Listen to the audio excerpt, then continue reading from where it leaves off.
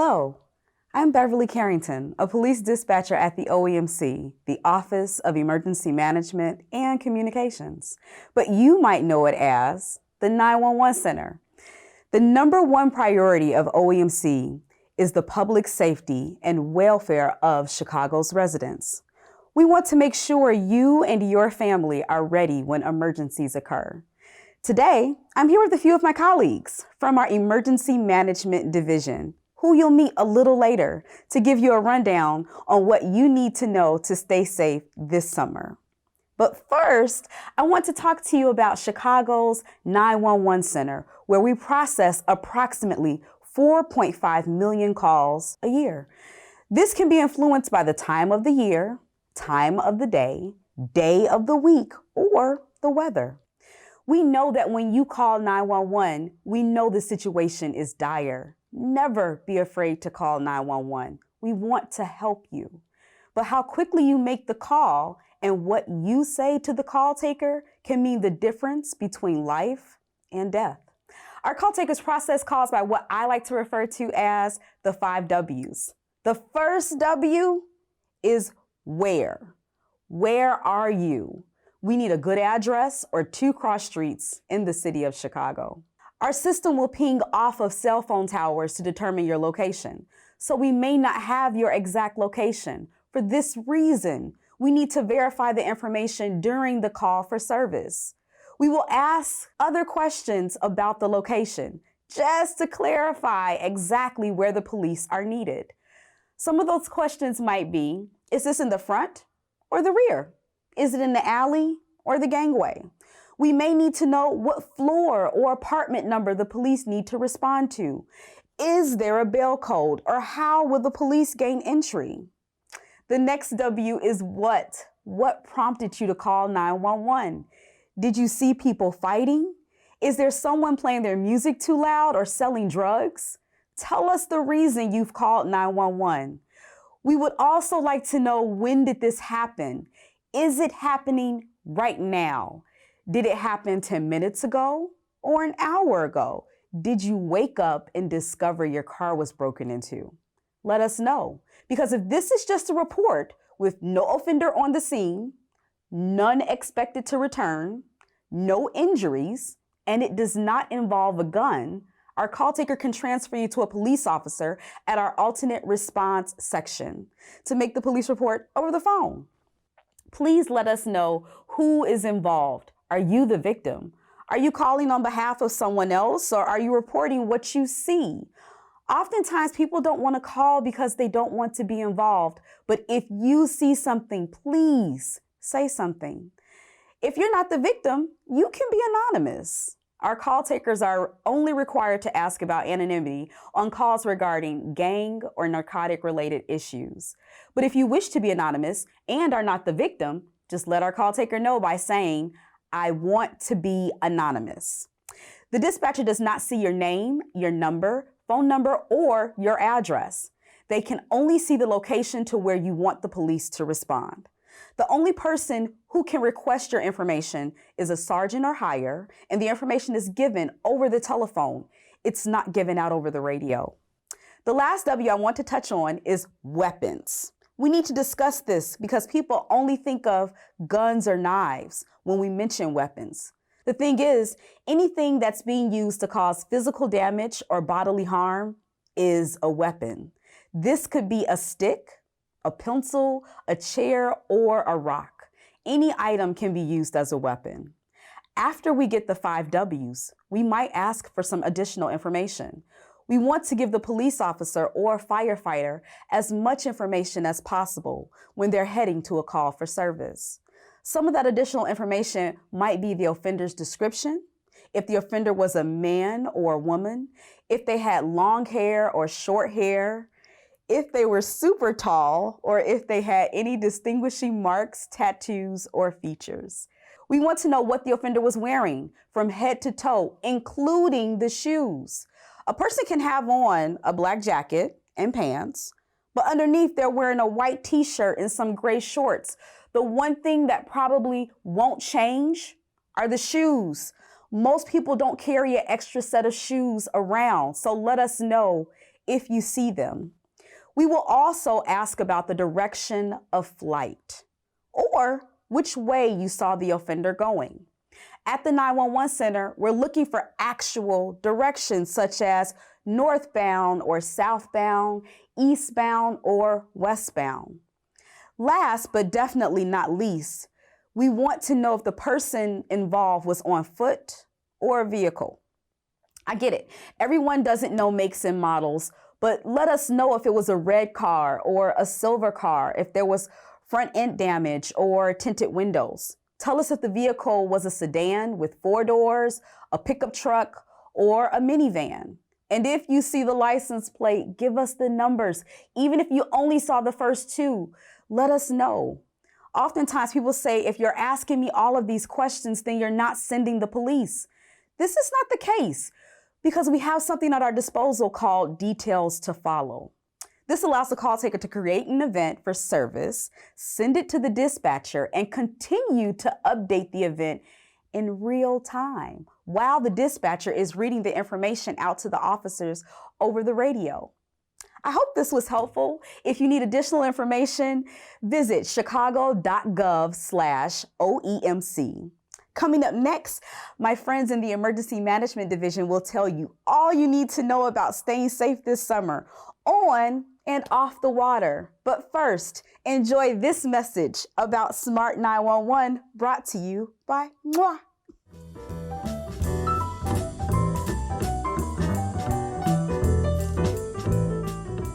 Hi, I'm Beverly, and I'm a police dispatcher and 911 trainer at the OEMC. The Chicago Office of Emergency Management and Communications wants to make sure you and your family are ready when emergencies occur. Never be afraid to call 911. We want to help you. When you join the secure Smart 911 community, 911 call takers will be provided with critical information in order to provide you with a quick response when seconds count. This is a free emergency service that lets you put vital details into a secure system that call takers can only see when any number verified on the account calls 911. You'll even be able to text from your smartphone if you're unable to speak when a call taker answers your 911 call. Why is this helpful? When you join Smart 911, you can save time, help with identifying the location of the emergency, prepare first responders for situations before arrival, get the resources that are needed to the address of the emergency, save your pet in a fire, or get your bail code or lockbox code for first responder access. You can add additional information that can be helpful, as well as information like your address, medical history, mental health conditions, medications, emergency contacts, and more. Your Smart 911 profile will provide the call takers and dispatchers with critical information that will help first responders in an emergency situation.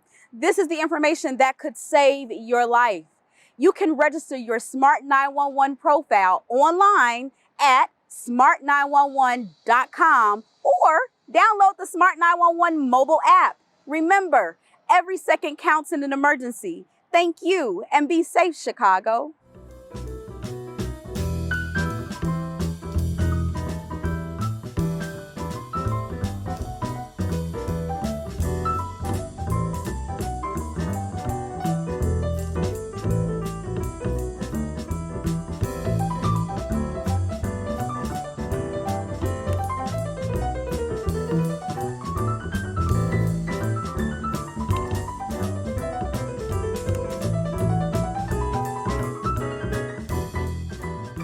Chicago Emergency, Williams. Help, I see smoke coming from a boat on the lake. Okay, stay in the line while I connect you to the fire department. Don't hang up. Chicago Fire Department, O'Connor. Yeah, help, I see some smoke coming from a boat on the lake. Okay, where are you at? I'm by Montrose Harbor. Okay, we're at Montrose Harbor. Do you see any kind of landmark or any pole markers? They're located at the top of the streetlight. It's a green sign with white letters and numbers.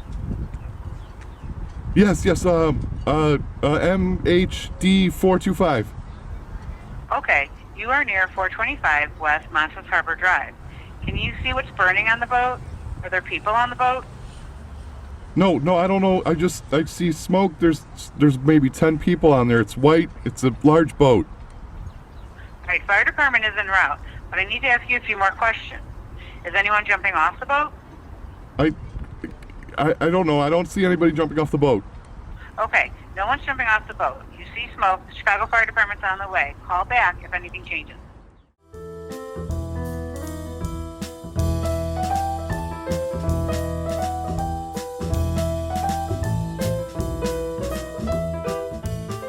Hi there, I'm Adriana Sanabria, a Senior Emergency Management Coordinator at OEMC.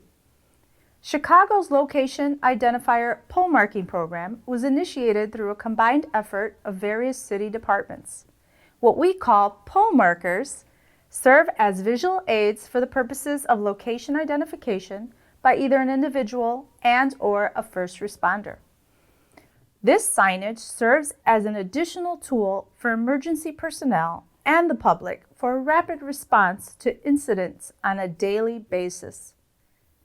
The light poles in selected areas of the city are fitted with 1 to 3 aluminum signs of various sizes with white characters listed vertically. Letter and number combinations are based on the city's address geocoding system and are used to identify locations. This pole number information is entered into the 911 Center's dispatch system, which allows OEMC to automatically associate each pole with an approximate address or location. For example, a sign listing the characters SD4679 is located at approximately 4679 North Simmons Drive. LN1632 is at approximately 1632 North Lakeshore Drive on the lakefront path. Multiple locations are also visible from the lakefront. These locations are distinguishable by being marked with 3 signs. Currently, there are 4 areas of the city that are marked: Grant Park, the lakefront, Oak Street to Fullerton, and Montrose to Foster. Lakeshore Drive, 6600 South to 3900 South, with more being added. This signage is also utilized for multiple special events, such as the Taste of Chicago, Lollapalooza, and the Chicago Marathon, as well as the Chicago Air and Water Show on the lakefront. The City of Chicago is spreading the word and informing the public about the location identifiers, pole markers. Look out for brochures and other advertisements that will continue to be produced and distributed. Information on the Location Identifier Pole Marking Program can be found at chicago.gov/OEMC. Remember, if you're not sure of your location when you're on the lakefront or other areas we pointed out, just look up and find a pole marker nearby. Have a safe summer.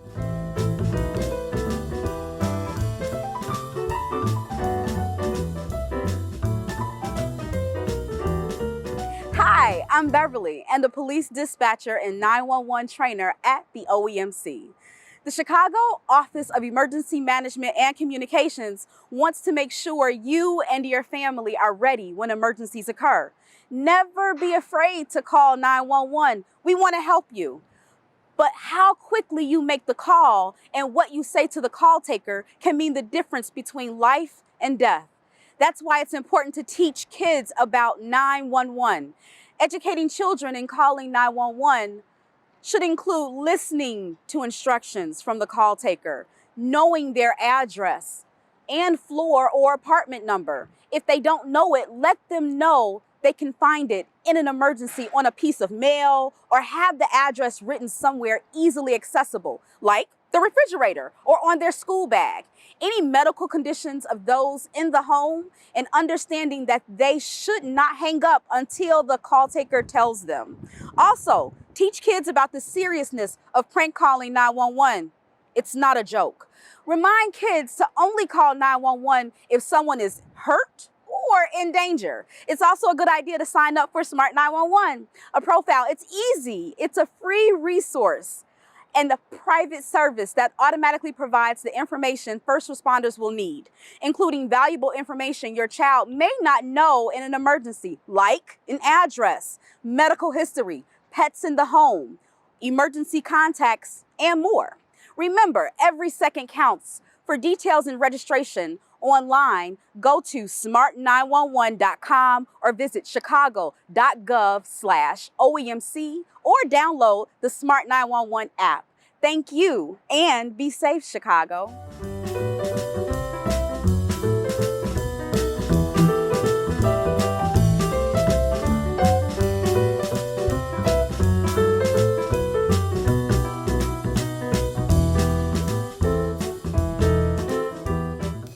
Hi, I'm Matt Ladniak, a Senior Emergency Management Coordinator at OEMC. Chicago is proud of its 26 miles of open and free lakefront and 91 swimming pools citywide. As pools, beaches, and other aquatic gatherings open up once again for the season, the City of Chicago Office of Emergency Management wants to remind residents and visitors of some simple water safety tips to have a fun yet safe summer in Chicago. First, learn to swim. Learning to swim can be fun and easy, no matter your age. Check out local swim programs at schools, community centers, and the Park District. Go to the Chicago Park District website for further details on swimming lessons offered in your area. Next, never swim alone or at night. Swimming alone or in the dark is extremely dangerous and can end in tragedy. Even when at personal pools and spas, swimming without a buddy is never safe and should not be done. Swim near lifeguards. Swimming at a lifeguard-protected pool or a beach is essential to safety. Lifeguards are trained in numerous rescue skills, like CPR, AED usage, and much more. Listen to their rules and instructions, as they are there for your safety and enjoyment. Never rely on lifeguards as babysitters for children in the water. If your child is in the water, you should be too. Next, wear a life jacket. Not only having a life jacket, but wearing it properly is the first defense against drownings. Life jackets come in numerous sizes and types, designed for different activities. The life jacket you wear to the pool may not be suitable for kayaking on a river as well. Always check the manufacturer tag for any weight maximums and the usage designation, as well as the United States Coast Guard life jacket requirements. Next, take a CPR class. Learning CPR is easy, and it's an essential skill for the bystander who may witness an aquatic emergency. Take a CPR class this summer at your local fire station, hospital, or other agency and increase your readiness to help a loved one or someone else in need. Visit the American Heart Association or the American Red Cross websites for details on how and where you can sign up for a class near you. Next, please report suspicious activity. Protecting our beaches and pools is a public effort, and reporting any unwanted or suspicious activity to first responders immediately can help save lives. If you ever see something unusual or are ever unsure, please call 911 right away. Lastly, wear sunscreen, drink plenty of fluids, and have fun.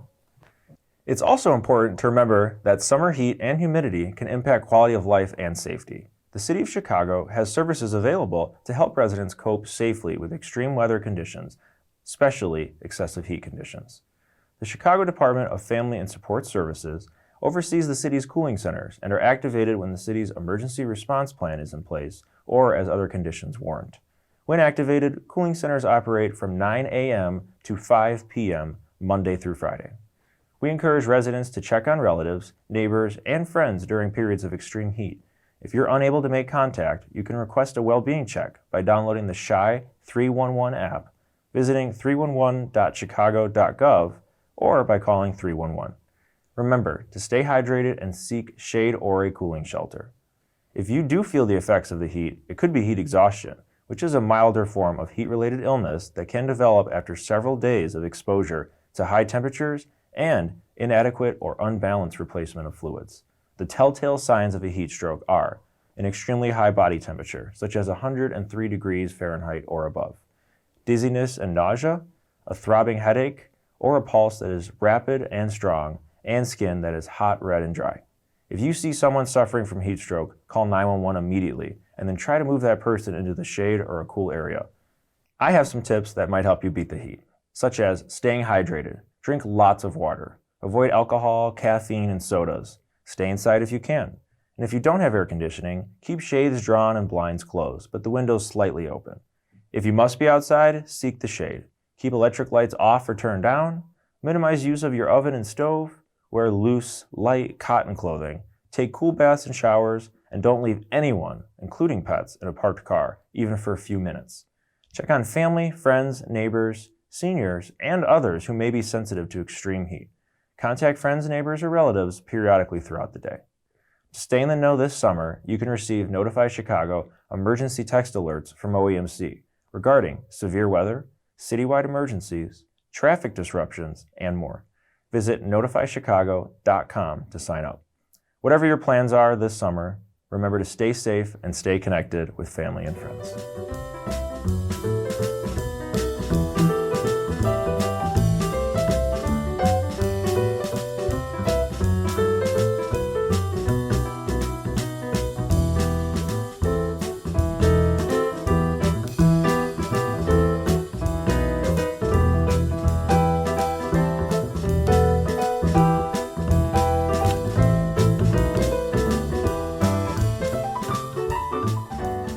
Hello, I'm Beverly Carrington, a 911 trainer at the OEMC. And I'm Matt Ladniak, an emergency manager here at OEMC. Did you know how to make the right call? The easiest answer to this question is, if it's an emergency and you need the police or fire department to respond, call 911. If it's a non-emergency and you need a city service response, call 311. If you need to make a city service request, you can do this in multiple of ways, either calling 311 or you can make the most of the same city service request via the Shy 311 mobile app or check online. Not all city services are available on the Shy 311 app, but a call to 311 is always an option. Download the Shy 311 app to use during busy call times, such as during a storm or a major event. 311 can connect you to many city services as well as referral services. Remember, Arm stick up, call 911. need a garbage pickup? Call 311. I want to confess, call 911. I want to recycle? Call 311. Burning building, call 911. Or you've got a burning question? Call 311. Escaped convict, call 911. Escaped poodle? Call 311. Major emergency, call 911. Or a minor annoyance? Call 311. Raging fire, call 911. Downed wire? Call 311. Home invasion, call 911. Water in your basement? Call 311. Civil unrest, call 911. Shelter request? Call 311. So, Make the right call, Chicago. Thank you and be safe. Hey Chicago, it's Matt again, and I'm here to give you a quick little tour of how to put on a life jacket. Life jackets come in multiple different shapes, types, sizes, colors, etc.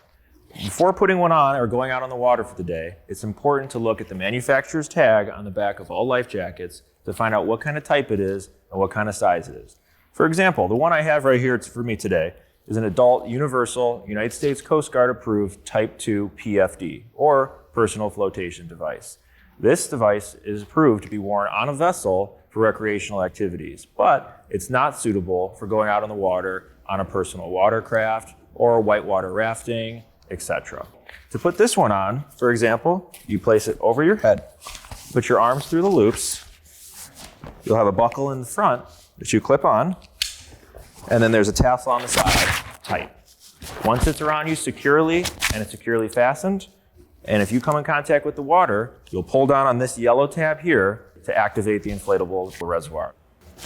Now you just learned how to put on a life jacket. We hope you got some helpful safety tips.